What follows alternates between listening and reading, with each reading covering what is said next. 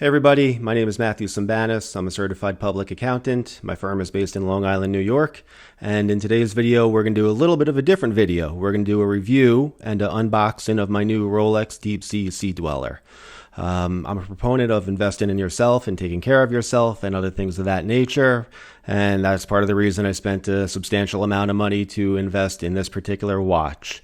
I'm also going to discuss why I bought it after the fact. And normally this channel is dedicated to economics, finance, making money, the stock market, and things of that nature.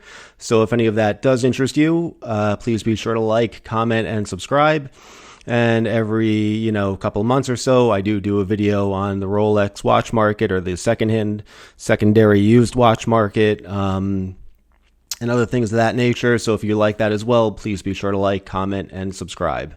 And before we get into the unboxing, I would just like to thank Time Source Jewelers in Huntington. This is the third Rolex watch that I bought from them. They've taken care of me each and every time, and if anything ever came up, they're always there. And they do serve all 50 states through shipping. And just for clarity, I'm not getting paid to promote this or anything. I just know that they've done an excellent job for me and have taken good care of me. So I'm very grateful to them. And now, without further ado, let's get rocking and rolling. So we got it here. Beautiful bag. We unbox it, or attempt to. Comes in the nice white sleeve. And this box is heavy, and it's an extra big box as well. So the precious metal watches, and I guess certain models come with much bigger boxes than the ordinary run-of-the-mill Rolexes. So it definitely has a lot of depth to it, and hopefully this is level and you can see it. I appreciate it, or hopefully you can. Let me know in the comments below. And here we go. So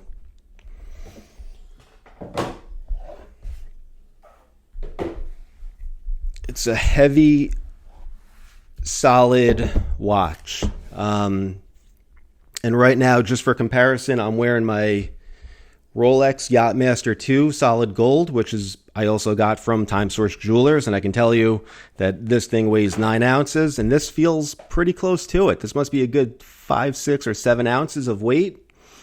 And I have another precious metals watch as well that weighs a good amount too. So I like feeling that if I'm going to pay for something, especially a watch, I want to feel it there. And I know you're not supposed to, and you're supposed to actually not notice it, but I prefer to notice it. So anyway, this apparently goes down to 12,800 feet that you can go underwater with it. It has an original gas escape valve, which apparently works on its own through its own mechanism, beats the dog do out of me as to how.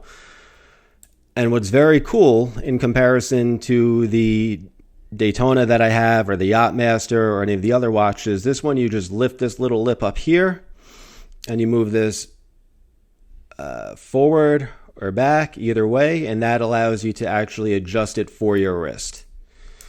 So hopefully you found it this helpful so far. Please be sure to watch.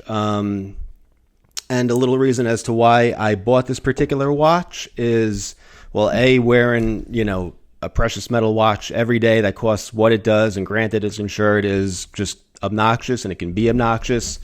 Excuse me. And I felt like I needed an everyday beater watch. And yeah, these are high-class problems. I'm grateful beyond belief to have them.